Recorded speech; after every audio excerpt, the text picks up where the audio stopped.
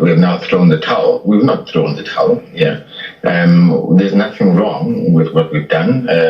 Legal teams change strategy all the time. When you find that an answering affidavit that has been submitted by the opposing or the respondent, in this case, opens up new channels, which we were looking for, and confirms thereof, that your initial submission, is on the right path. Then you change tact and you change strategy. It could be that you feel that maybe at that point you need to go to a different court. It could be that based on the evidence that you have, this answering affidavit gives more credence to that. So, ngomoya nje wesonto, ngomoya wesizotha sithobekile sithi sicela u-IEC usususele uJanet Love, because uJanet Love sesitholile ukuthi umthetho wakhe umrigi wamavoti, ummebi wamavoti. Namhlanje kuseni sivuke i-IEC down. How do we trust ukuthi u-IEC? Good morning.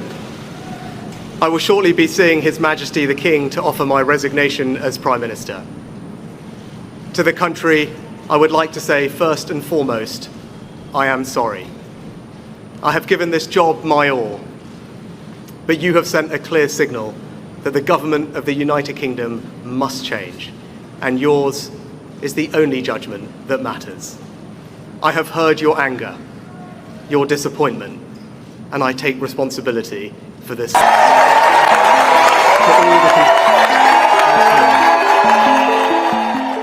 You fought for it, you voted for it, and now it has arrived.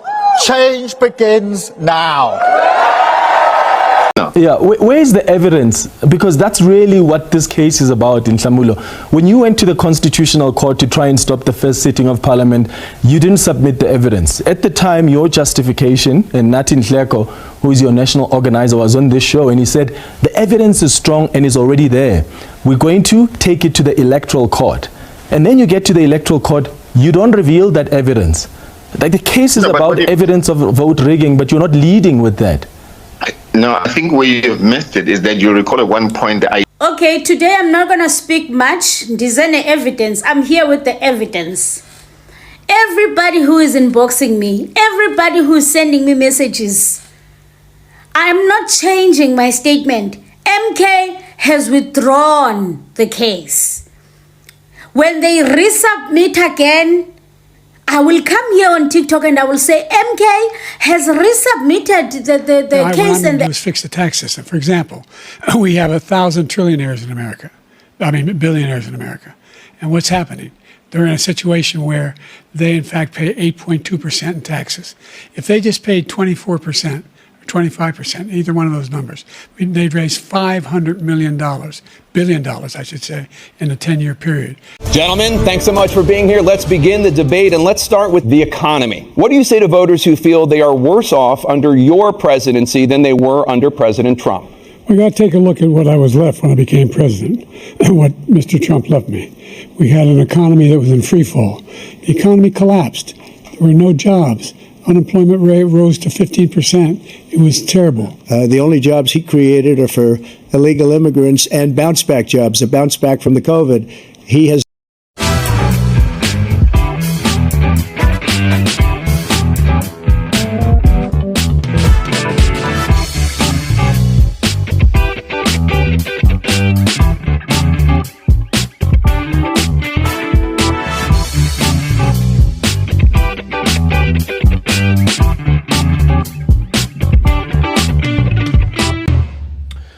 All right, man. Welcome to it. It's another brand new episode of the Free Ride Podcast. Your boy is back in your dial once again. Oh my goodness. It's so good to be back, man. Oh, I love this platform. Thank you very much to those of you who keep watching, who keep liking, who keep sharing, who keep commenting on the various platforms of the Free Ride Podcast, and of course my own personal one on Facebook. And yeah, I appreciate it, man. And thank you so much for those of you who keep subscribing. And I see the numbers are going up slowly but surely, and I appreciate it. Thank you very much. So yeah, it's going to be another compelling show. And of course, this time around, I am taking it further away from South Africa, and I'm going to be looking at the UK. They have just had an election and there's a brand new prime minister. How many times has the people of the UK had a brand new prime minister all the time? So I'm going to be looking at that. And of course, congratulations to the Labour Party for taking it this time around. And of course, so I want to be talking about that. And then after that, I'm also going to be talking about the US elections that are taking place. And of course, the campaigning has been going on. And we saw last week the presidential debate between the two old men. Yes, Tina, South Africans, we are being too hard on ourselves for nothing. But for it, wait till we are being so hard on ourselves. Look at the UK. I mean, look at the US. The UK is better. They had a younger prime minister. He was an Indian. The Conservatives put him in as a candidate, hoping that he's going to win them the 2024 elections. But in fact, they had the most dismal elections results. And you'll hear all about that. But in the US, let me tell you, my people, the US is in trouble. Waitsi is in trouble. The oldest people are running in the elections of the US. So it's absolutely insane. So I'm going to be looking at the US. And of course, the last but not least, I have to look at what's going on in South Africa. This week, we saw that the courts have actually have come out, and the MK, in fact, they have pulled back from the electoral court. And they said that they don't have any evidence. So they have withdrawn the case that they brought out. In fact, the MK kept saying that these elections were rigged. They told everybody, no man, things are just not adding up. They said that, look, na ko voting district yako Soweto Snake Park or yako Princess Informal Settlement or ko kai whatever, the numbers that were given to them as the leadership of the MK while they were at the IE Center, the results that reflect what is happening in the voting districts at the bottom, where people are, the numbers don't correlate with the numbers that appear on the IEC when they now trying to add up the numbers. And therefore, they said they have all the evidence to back up what they are saying. And in fact, they are saying, no, these elections are rigged and that there must be a recount. And in fact, they must be set aside. We remember that.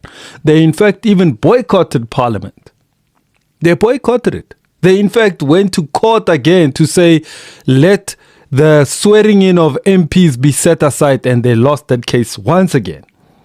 So the courts are basically running South Africa. Everybody's going to be running to the courts for every single little thing where there are disputes among these old people. But we have elected these people, but they will disagree with each other and they will take each other to court. That's the kind of country we have right now. So I'm going to be looking at that. So let me get started first with what's happening in the UK. I want you to look at this. In fact, before we look at the UK, there's this interesting video, man. Fikile Mbalula was talking about the WhatsApp groups. How can I not speak about the ANC? The ANC Secretary General responding in the media briefing. Take a listen to this, man. Hey, Max, man. Wait, let's start off, come Max, because you know these WhatsApp groups, the things people say in these groups, man. Yo. Take a listen to this. So WhatsApp groups are very toxic. I'm not part of WhatsApp groups. I'm part of WhatsApp groups that only do work for the ANC. Even ANC people who got WhatsApp groups, I've resigned from those. Because there's a lot of whining there, and you're talking to a person who has never done door-to-door, but is the biggest critic of our failures today. That's the people on WhatsApp groups. Not genuine person belongs to a WhatsApp group. Others are speaking 24/7. Now you realize these are side effects of unemployment. All right, man. Welcome back to it. Thank you very much. Bucks right there giving us his lowdown about, what's happening right there in the WhatsApp groups of the African National Congress. And of course, let me tell you, there has been people that are opposing the GNU as it is being arranged at national level for obvious reasons, that the DA cannot go into bed with the ANC together with the Freedom Front Plus. It's like going into bed with your racist killer. Or let me not use that terminology, I refrain. Somebody who has treated you badly for so many years, using the state power and resources to actually put you down. The apartheid system. And of course, led by mainly white people. And of course, that's how a lot of the comrades have been seeing this thing. And of course, they were against it. And now that Comrade Panyaza Lesufi, together with his PEC, they went up and said, we are not looking to form a coalition with the DA. In fact, actually, they had said, I spoke about it in my last video. They had sit-downs, meetings, back and forth, and the DA was demanding, and therefore they went into another arrangement, but the door is still open. So I don't know how these WhatsApp groups are going to react. So let's leave that one for now. We'll come back to South African issues. So I'm going to just tell you what happened in the UK. And of course, so firstly, let me say congratulations to Sir Keir Starmer. Keir Starmer. I don't know if I'm pronouncing it correctly, but it's Keir Starmer. Is the UK's new Prime Minister. And of course, I'm looking at it here. It says that after his Labour Party swept to power in a landslide general election victory, the Conservative Party suffered a dramatic collapse after a tumultuous 14 years in power, which saw 5 different prime ministers run the country. 5 different prime ministers. The Conservative Party lost 250 seats over the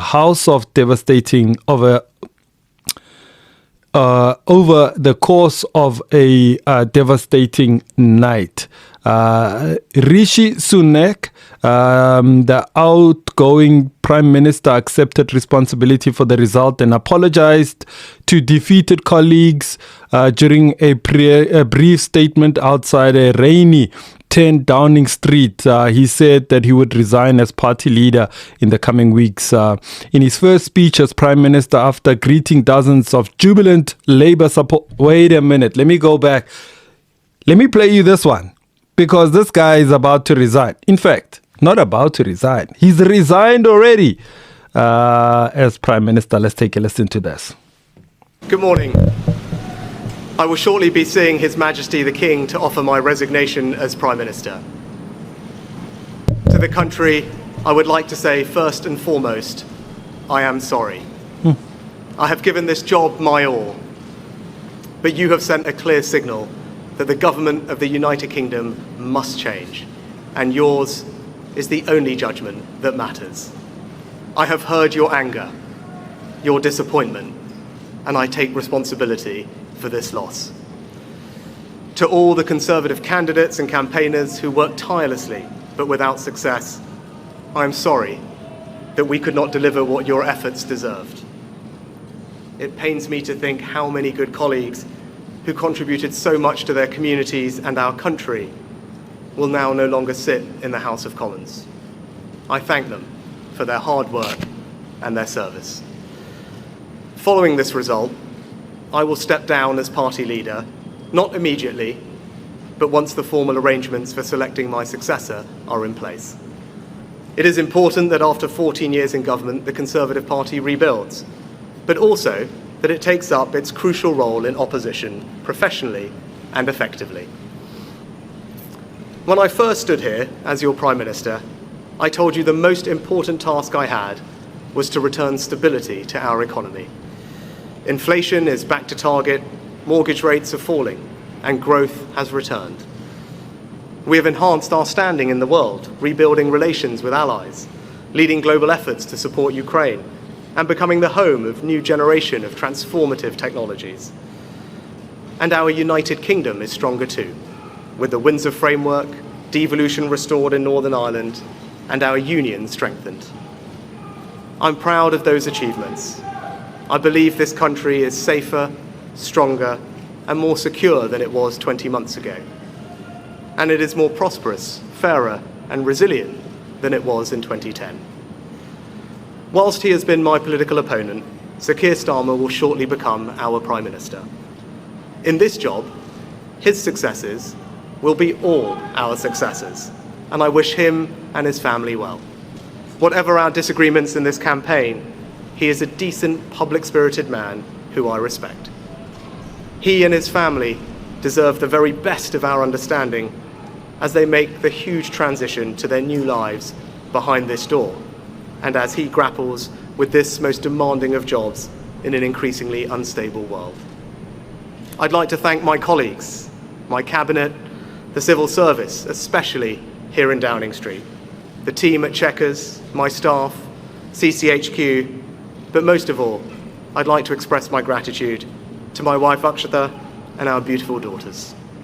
I can never thank them enough for the sacrifices they have made so that I might serve our country. One of the most remarkable things about Britain is just how unremarkable it is that 2 generations after my grandparents came here with little, I could become Prime Minister, and that I could watch my 2 young daughters light Diwali candles on the steps in Downing Street. We must hold true to that idea of who we are, that vision of kindness, decency, and tolerance that has always been the British way. This is a difficult day, at the end of a number of difficult days. But I leave this job honoured to have been your Prime Minister. This is the best country in the world, and it is thanks entirely to you, the British people, the true source of all our achievements, our strengths, and our greatness. Thank you. All right, man. Welcome back to it. So as you heard for yourself, Rishi Sunak, and of course, let's also take a look at more of what's happening, what the people in the UK had to say, and of course, the build-up to the elections. Of course, there was a debate, and this debate took place between the 2 Keir Starmer as well as Rishi Sunak. And the reason why I'm talking about this today, and I'll be quite honest and frank, and maybe I'm being biased about it, is because back in 2007, when the ANC lost power in the city of Johannesburg, I was privileged to be selected as part of a 5-team member that was then selected to go to the UK. And I was with my boss at the time, Jolie D. Matongo, who was the mayor. May his soul rest in peace. And he led the delegation. We were with 3 other members, Tsepo, Tsepang, Zoleka. Yeah, I think there was another lady. I think there was 6 of us. I can't remember her name now. But we went through to London. My first time to the UK, had such a ball on the time. And whenever I do international travel, I just lose my mind, okay? So I was excited, obviously.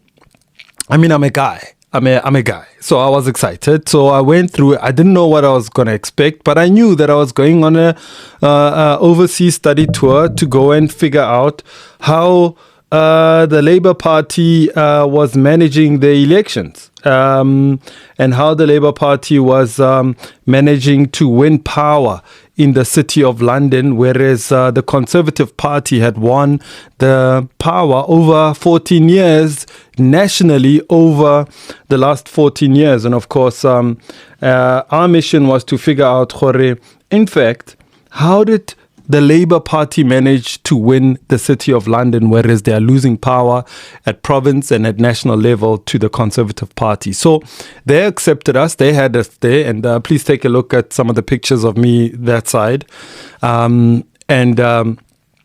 Yeah, so we're there for a few weeks, I think 2 weeks. And ours was to look at their communications department, look at how they were communicating, how they were helping their councillors and MPs and MPLs, how the center was holding that when the leader says this, the rest of the MPs and MPLs and members of the council had to pretty much repeat what has been said from the top so that they stay on message. And of course, they showed us how when a branch cannot just design its poster, it cannot just design its own t-shirt, it cannot just design its own caps. Everything has to be centralized. If they need something, they need a poster, they need anything, they have to get it from national platform. And of course, so the guy who was the SG at the time was the one who received us together with his communications team. They showed us their communications department. We went through their building, and of course, I was just like a kid in a candy store, very excited about their technology, their apps that they were using.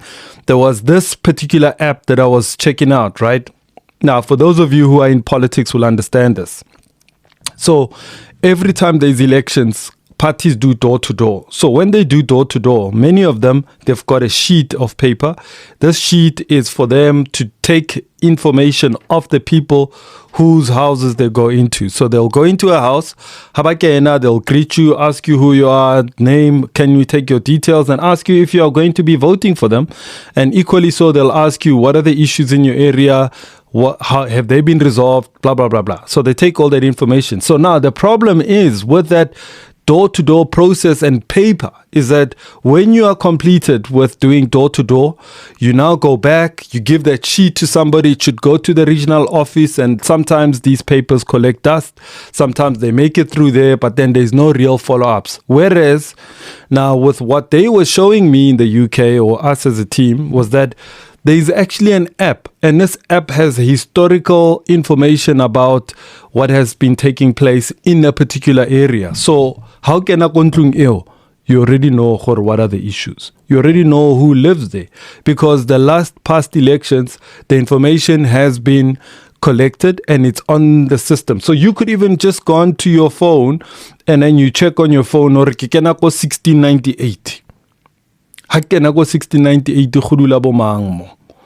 then wabona check, so that you don't go there and you appear as if you don't know what you're talking about. So you go there and then you're able to say, Dumela Baholo, Kennas Mangmang, and this is the party I'm from, and Bona Baholo, I know the issues that you've had. Has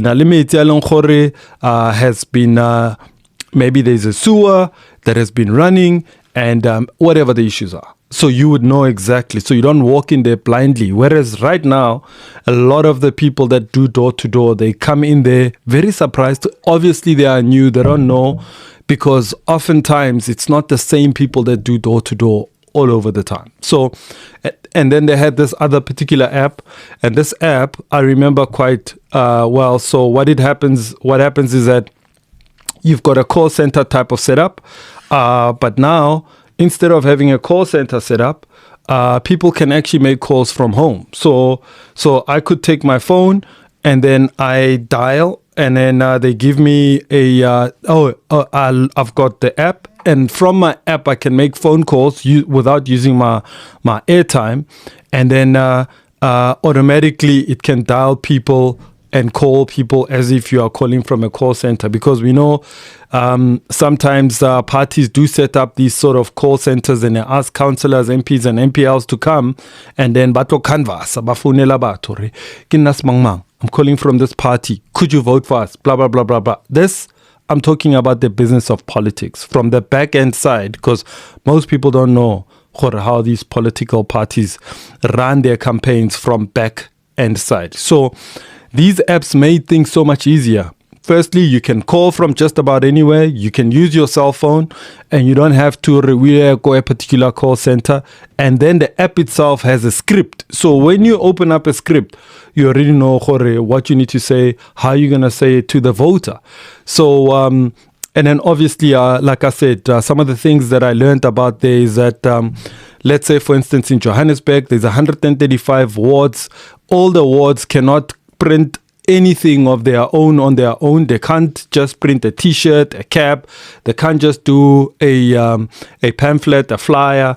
They can't just so communication is centralized. So when a branch one says to the region, or the region where they are at, they say, okay, here are the issues, or the region already knows the issues, because when people go door to door, they already log in the information of the issues that are on the ground, and they are able to pick it up from there. So when a branch says, we need a flyer, we've got a public meeting, we've got to hold and host whatever activity event, we need something designed, the region would then look it up, the comms team would then look it up and say, Pelakiko, what mangma? It's a leafy suburb of Sandton, and therefore these are the issues. And then they help you design a flyer quickly. They get it to you. They can even print for you. And then all you have to do is come and collect, or they send it via courier services. And that's how they centralize communications. And then party members have to follow the party line when they speak. You don't just disagree in a meeting and then you go on social media and you come and host and roast your leadership on social media platforms. It doesn't happen like that. So those are the things that we learned, and I was hoping that I was going to have another second bite at going back to the Labour Party, because I really loved what they were doing, and yeah, they were hosting us quite well. And let me tell you, the Labour Party hosted these guys. Look at these guys here. These are all our former liberators, our leaders who were staying in London. They were accommodated by the Labour Party during those dark days of apartheid. So the ANC and the Labour Party have a good working relation, and therefore I want to take this moment to congratulate.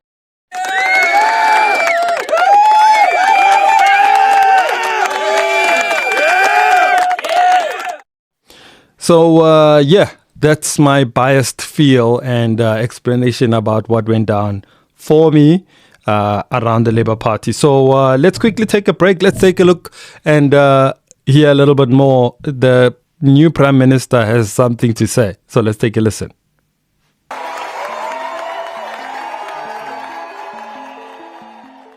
You fought for it, you voted for it, and now it has arrived. Change begins now. The exit poll is predicting the plan is working, is his view. Well, he says the plan is working. He says the plan is working. So the question for him is, why has he called the election now? Because if he thinks things are going to get better...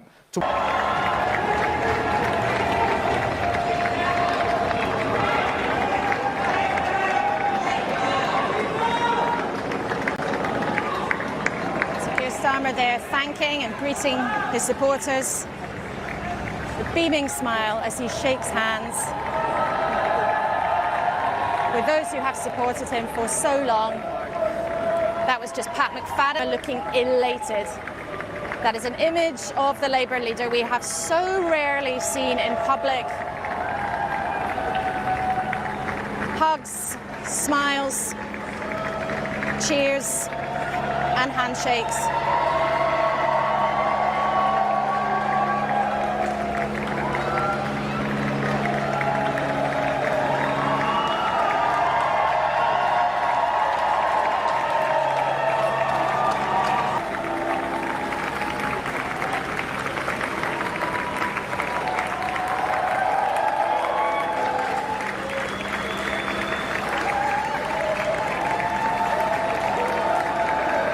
Good afternoon.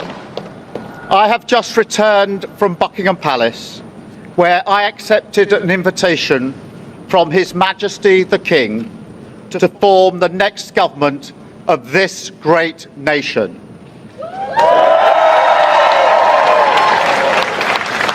As we look back at the last 14 years of Conservative rule, as we look back at this gaggle of obdurate, arrogant, stubborn, unrepentant, heartless, self-serving bunch of arseholes who have spent the last 14 years trying to keep their useless, megalomaniacal political party together while sleepwalking the country into a kitchen blender.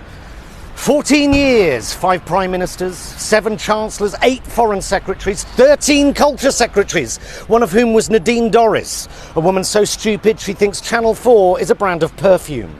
8 Home Secretaries, including grinning exorcist doll Priti Patel, Sajid Javid, James Hilarious Rape Jokes Cleverly, and far-right pin-up Suella Braverman. Twice! A woman who says multiculturalism has failed, even though her, Patel, Javid Cleverly, Sunak, Kwarteng, Zahawi, Badenoch are proof that even if you do have brown skin, you too can become a vicious, festering, regressive, lying, greedy, nasty, eye-wateringly wealthy, but morally bankrupt cunt. No fewer than 16 housing ministers, which explains why the UK is the most difficult place to find a home in the developed world. In 2000, a home cost 4 times the average salary. Now it costs 8 times the average salary, and workers are 11 grand worse off a year after 15 years of almost completely unprecedented wage stagnation. We've gone from 29 billionaires to 177 billionaires, whilst the working classes endured crippling austerity. The highest taxes in 70 years, lowest corporate taxes in 50 years. The rich are richer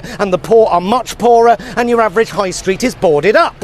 We've endured David Cameron's hubris, Theresa May's chaos, Boris Johnson's lies, and Liz Truss throwing £30 billion of your money down the shitter. 100 billion in lost trade due to Brexit, 40 billion in lost tax revenues due to Brexit, whilst our farmers and our fishermen were sold down the river. The worst trade deficit since records began, and our national debt is now at 3 trillion. Average student debt has gone from 5k to 50k. Homelessness has doubled, child poverty has tripled, an energy crisis that has little to do with the war in Ukraine and more to do with unfettered capitalism and unbridled greed. Highest energy bills in Europe, with 6.7 million people currently living in fuel poverty. The party of law and order have overseen record backlogs in the Crown Court, delays of 5 years for rape cases, with rapists being spared jail because the prisons are full. Chronic shortages of judges, on top of a narrative that says they're all enemies of the people. They sold off 600 police stations. They cut police numbers by 21,000, then increased police numbers by 20,000, which is not an increase in police numbers, no matter how many times they tell you it is. Highest train fares in Europe, lowest state pension in Europe, longest waiting lists in NHS history, a nation with rotting teeth and people being hospitalised with malnutrition and scurvy, billions of taxpayers' money wasted on PPE contracts for their rich mates, and they let the bodies pile high and kill tens of thousands of pensioners during the pandemic, and then they lied about it. They cut our armed forces. All right, man. Welcome back to it. This is the Free Ride Podcast. Thank you so much for watching. And of course, I'm done with the issues of the UK, the London, and all of that stuff. Now I'm going to talk about the most interesting, the most powerful nation in the whole world. This nation is about to fall down. I mean, never in our lifetimes do we see kingdoms fall like they are falling now. Empires have fallen. The Roman Empire fell. The Greek Empire fell. The US Empire is probably the longest empire to exist. And this might be the time where they actually fall from grace. The dollar's not doing so well. The US is not doing so well. They're no longer the powerhouse of the economy of the world anymore. Their debt levels is, I'm trying to find the word, insurmountable. Is that the right word? It has reached the unprecedented heights, as smart people would like to say. So the US, just to give you a little bit of a rundown, I want to check this out because the US, I don't know what it is, where the young people are in the US, right? I don't know where they are because we have these 2 old men who are going head to head again. One of them is so sick. One of them is sick in the head. Actually, both of them are sick in the head, to be honest with you. Balwala batho ba. Man, balwala. Kore, wabona uri dementia shapa uiwan. Shapa uiwan, yamushapa. Let me not say anything, because check these 2 videos out. What I'm going to do is fix the tax system. For example, we have 1,000 trillionaires in America. Billionaires in America. And what's happening? they're in a situation where they, in fact, pay 8.2% in taxes. If they just paid 24% or 25%, either one of those numbers, they'd raise $500 billion, I should say, in a 10-year period. Gentlemen, thanks so much for being here. Let's begin the debate, and let's start with the economy. What do you say to voters who feel they are worse off under your presidency than they were under President Trump? We got to take a look at what I was left when I became president and what Mr. Trump left me. We had an economy that was in free fall. The economy collapsed. There were no jobs.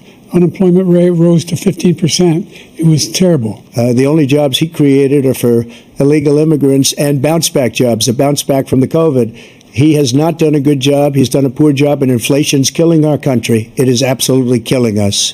As president, would you block abortion medication? First of all, the Supreme Court just approved the abortion pill, and I agree with their decision to have done that, and I will not block it. Joe, and our what I country did is is being destroyed as you and I sit up here and waste a lot of time on this debate. Gentlemen, thanks so much for being here. Let's begin. He challenged me to a golf match. He can't hit a ball 50 yards. Look, I'd be happy to have a driving contest with him. I got my handicap, which when I was vice president, down to a 6. I told you before, I'm happy to play golf if you carry your own bag. All right, man. You saw for yourself, the two old men. I don't know. They don't strike me as bright people because I watched the debate. I watched this whole long debate and I thought I'm going to be inspired by the two most powerful world leaders. And they're not that powerful and they're not that bright. They were petty.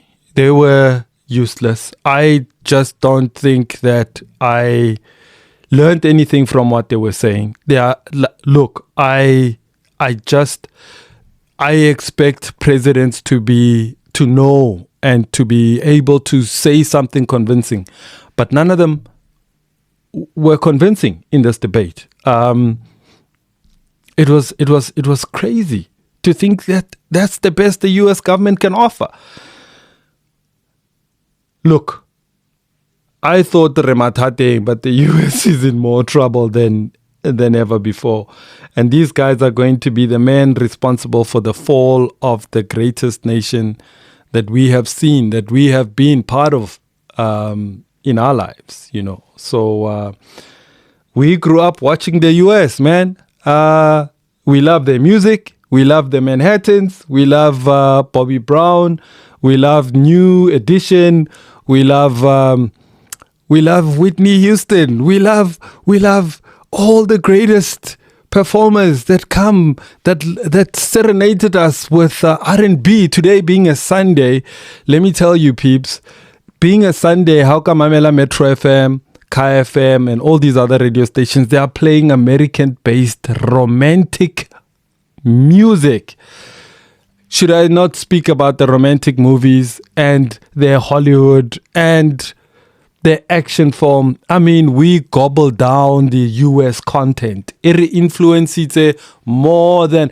I mean, when TV first arrived in the 80s, right? We were consuming Michael Knight. We were consuming the A-Team. We were consuming Magnum P.I. Nigga, we like just consume everything American, man. Everything American, we consumed it.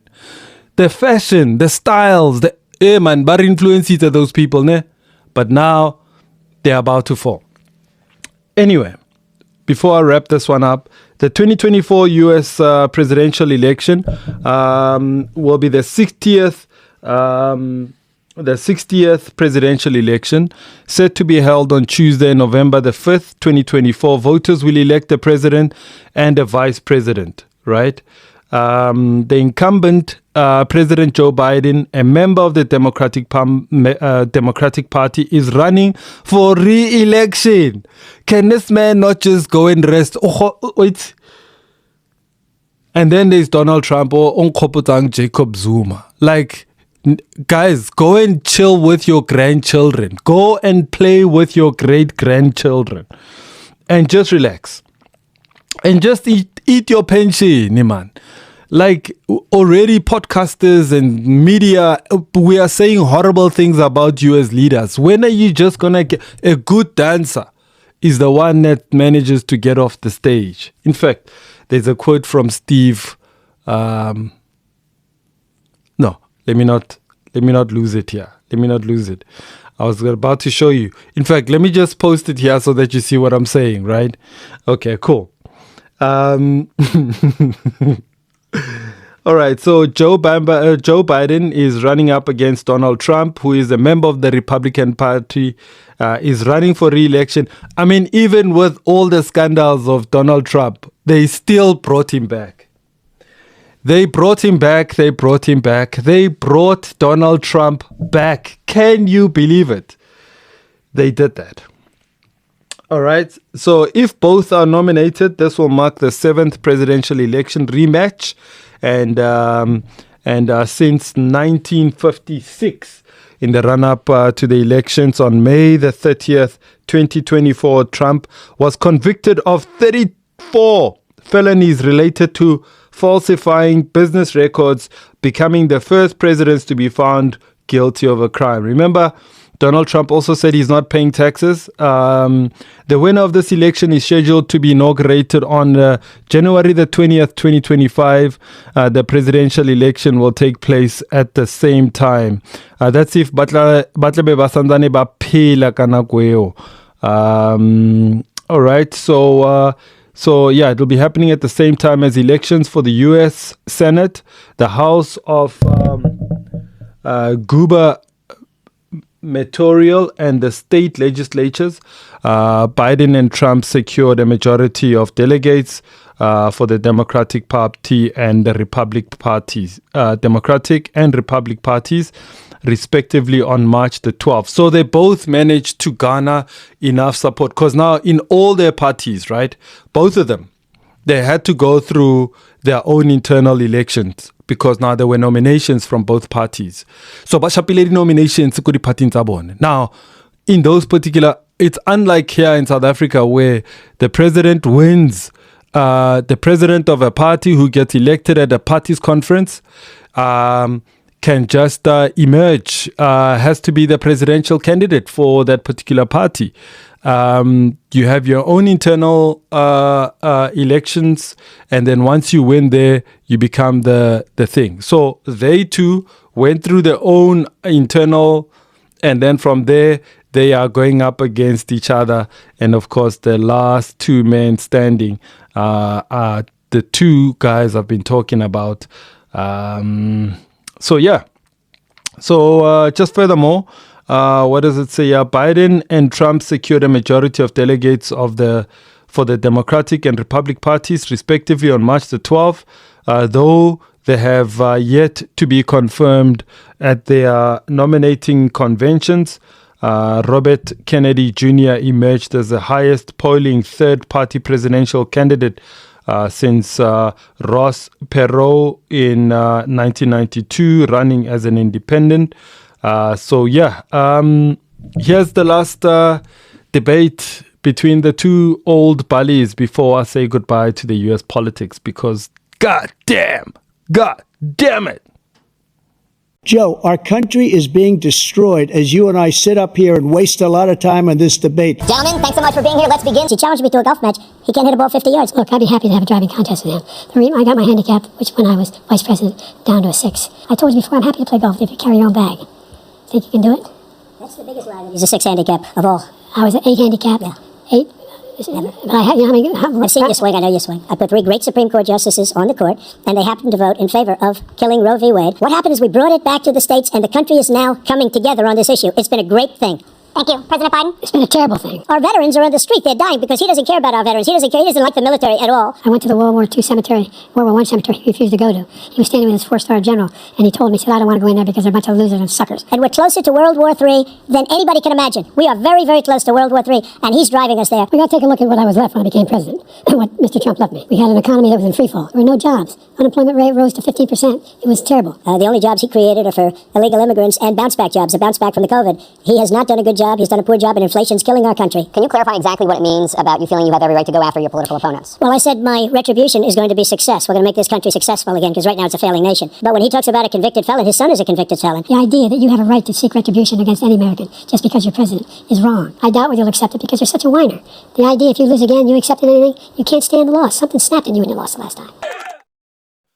All right, man. Welcome back to it. So I'm done with the US. I'm done with the UK elections. And of course, there's a lot of elections in 2024. Different countries are going to be holding their elections. So what I'm going to do as a Free Ride podcast, I'm going to be talking about elections and political parties from across the world. And I think this is a brand new feature that I'm going to add onto the Free Ride podcast and just show you where we are versus what other countries are up against and what's happening in those democracies and what's happening in terms of the leadership being formed, the elections outcomes, and all of that and more. So I'll be talking about that on this platform on the Free Ride podcast. So let me come back home.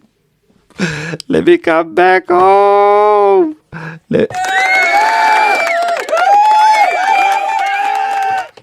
MK party. The MK party, Batong. The MK party.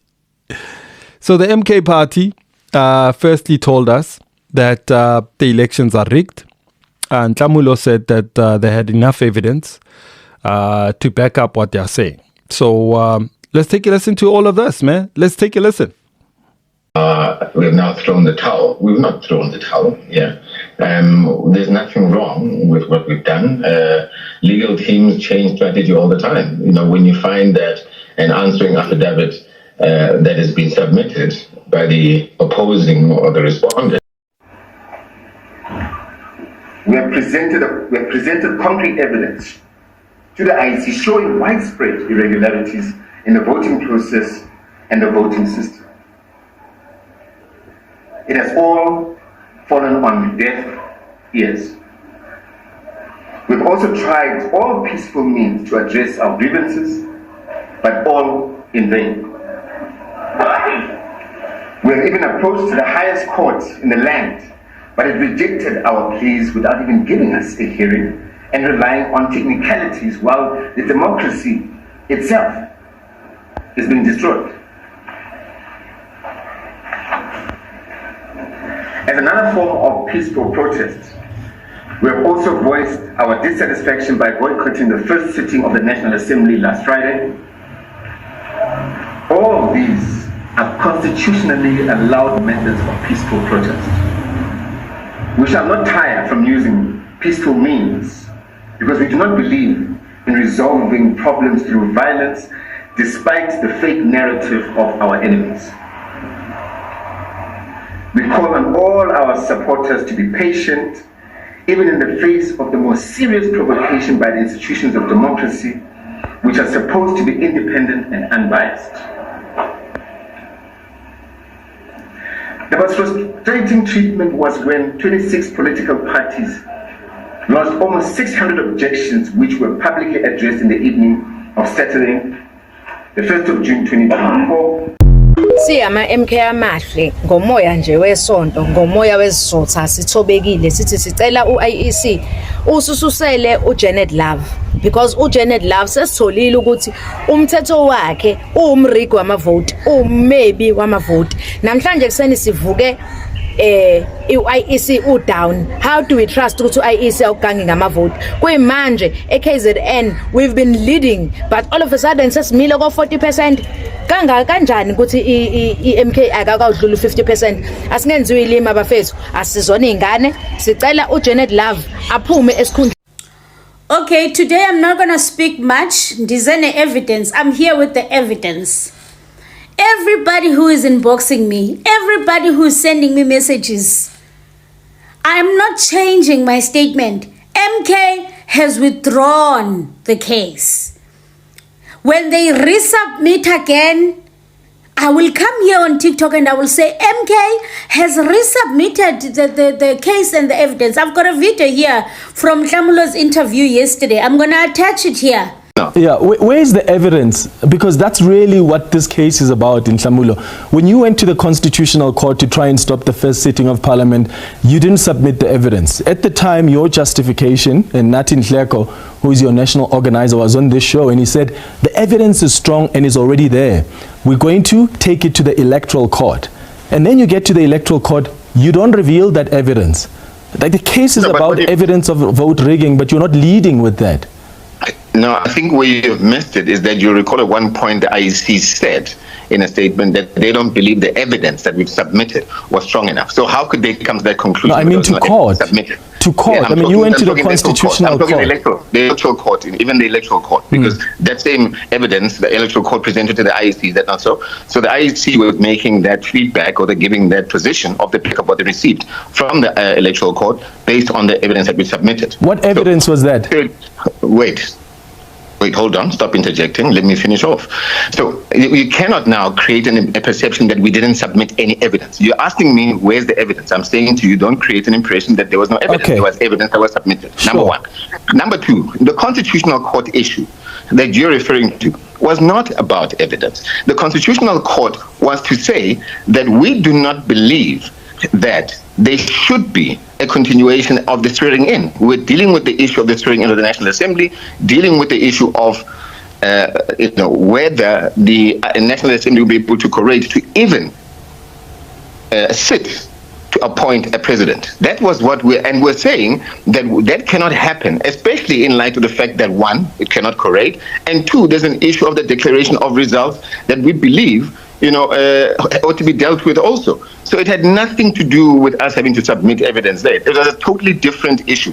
But instead, the Constitutional Court gave an order and even referred to and pronounced certain elements of our submissions that had nothing to do with what we were requesting. Okay. They actually presided over a court case which doesn't even exist. Let me go back that was not even our submission. All right, let me go back to the question I'm asking then. What is the evidence you have that suggests to you that the votes were rigged? Look, the evidence we have is in the form of the slips, okay, which we've collected from various VDs. And we've got a team that is working and collecting all of that. And we've collated all of that. And we've demonstrated certain discrepancies in terms of the votes that were voted against, in terms of what was voted and what was actually captured in the IEC system. So that's one. The other one is that we've mentioned that we've got voice notes of individuals who were calling each other during that 2-hour period. And we've got an audit report, an IT audit report, and a forensic report to that extent. So what did the voice notes say? No, I'm not going to touch on that. That will be presented in court. That's not our place for you and I to talk right now. But they're not in this thing. Is this evidence in court? I mean, the DA joined the application, the IEC. The reason the DA and the IEC said we don't think this will be a successful court case is because they said these people are bringing a case, but they're not bringing evidence to it. You know what we find strange is that don't forget the same DA. All right, man.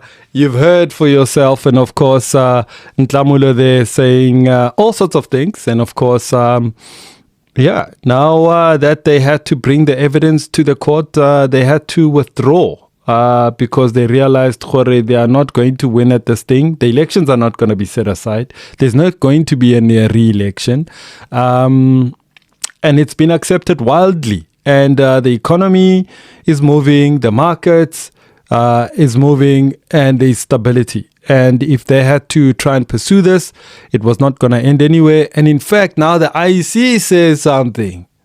The IEC wants them to be heard in the court and not just withdraw the case with costs, but they want the matter to be heard in court. I don't know if they're going to win with this unless the electoral court says, waiting IEC, we understand that you guys were trying to defend yourselves and the eligibility of the elections. We understand that, and these guys damaged your reputation. They actually said that you guys, and they even said the chairperson of the electoral. Wait a minute. Listen to what this person has to say.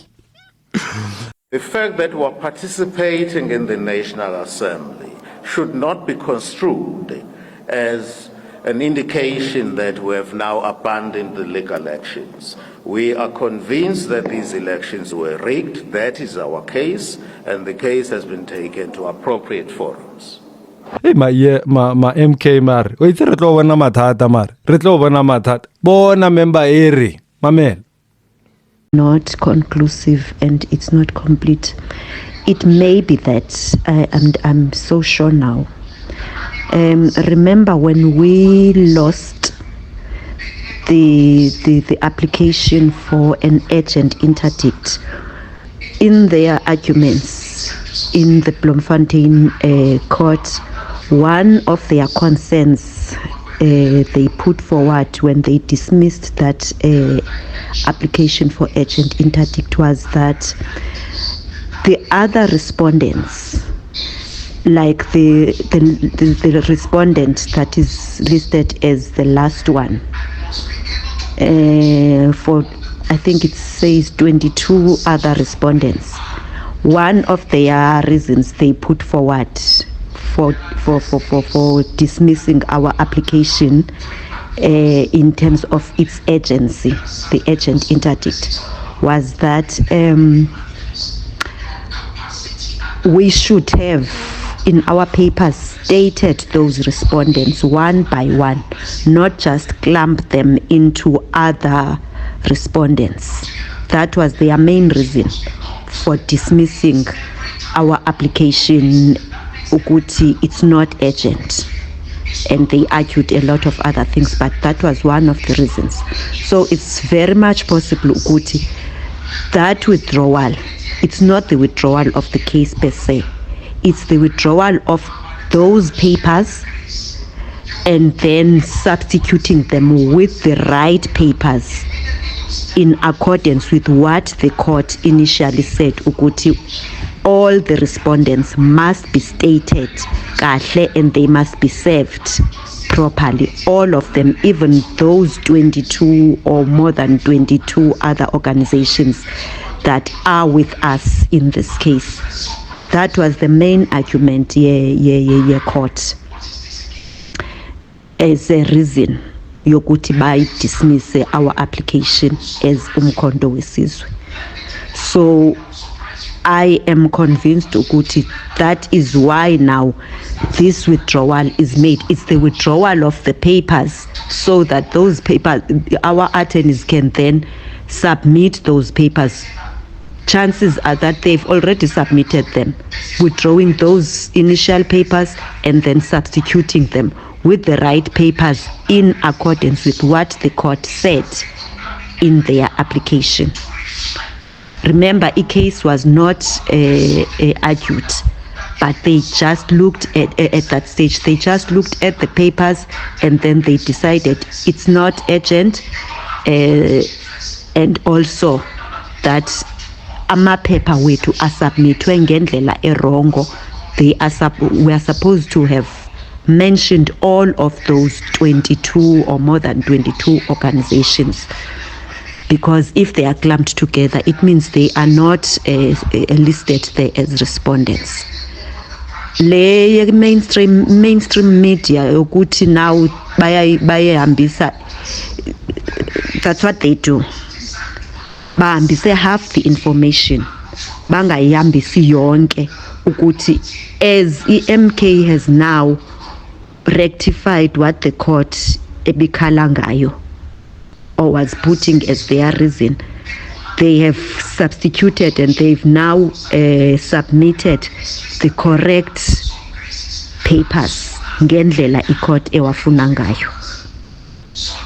Let us not panic, let us not panic unnecessary, and let us not believe what the mainstream media is putting out there. Asi ignore singayibasile. All right, man. So you heard for yourself what the people had to say. I want you to listen to the last interview that Nhlamulo did on Newsroom, because now, obviously, this is news this week. Nhlamulo had to come and explain himself what they meant and how they're going to deal with this outcome. Regarding the process that was followed in terms of these elections and the operations thereof, we raised objections legally and as per the requirements of the IEC. The IEC doesn't seem to take those seriously, those objections, as per Section 55. And we now have to explore other avenues of how we then intervene. One could be to interdict the swearing in at all spheres of government. Two, which is another option that we need to explore, is to boycott the first sitting of the National Assembly, of which with our seats, and including the other parties, if we were to decide to do so, the parliament would not correct and therefore not be able to elect a president. How many political parties are you having this discussion with to boycott the first sitting? More than 20, effectively. No, we're not having a Can't be more discussion. than 20. We've got 18 parties in No, Parliament. I'm saying, well, it was initially more than 20 that had actually signed the okay. writing. Yeah. Okay. So, no, I'm saying that it's not that we've had those discussions. I'm saying we're looking at, there's those kind of options on the table. So, pending the discussions that we will have, and obviously consultation with our lawyers, we'll take the decision to do whatever it is that's been advised. And if you don't go the court route and go the boycott route, to what extent would you be boycotting the National Assembly? Until when would that be happening? No, I mean, we've made our demands very clear. That these declarations are not a reflection of the people. I mean, Janet Love goes and stands there and refers to the people's mandate. What people is she referring to? You know, we are voted in by the people of South Africa. Just yesterday, there were, day before yesterday, there were boxes that were found in a form of ballot boxes that were found burnt in Mpumalanga with votes in them. And then we need to take things nonchalantly. What is the rush? I mean, they know very well that, they've got until Wednesday to make a declaration. And then between yesterday or Friday, at which point we made those objections, and Wednesday or at least Tuesday, to deal with them. But no, I mean, they don't take us seriously. They go and they just make declarations. We have presented concrete evidence to the IEC showing widespread irregularities in the voting process. Welcome back to it, man. Yes, you heard for yourself. Ntlamulo trying to defend their party, and of course he's in the right to do it, man. And this is how I come to the end of this episode. Thank you very much for watching, for listening. I really appreciate it, man. This is the Free Ride Podcast, and of course, and it's always a pleasure, man. I just love doing this thing, and if you watch, I appreciate it. If you don't watch, nigga, I really don't care. I really don't. Like, I really don't. Because I don't know Horomang. If unkwatetse, for whatever reason, you don't like my content, I mean, like, I really wouldn't care. But if you do watch it and you like it, then I do care. So I appreciate you, those of you who enjoy my content, and I will keep bringing it for you. And of course, I'm doing it for me, and I'm doing it for you, those of you who enjoy what I have to say and what I have to share. All right?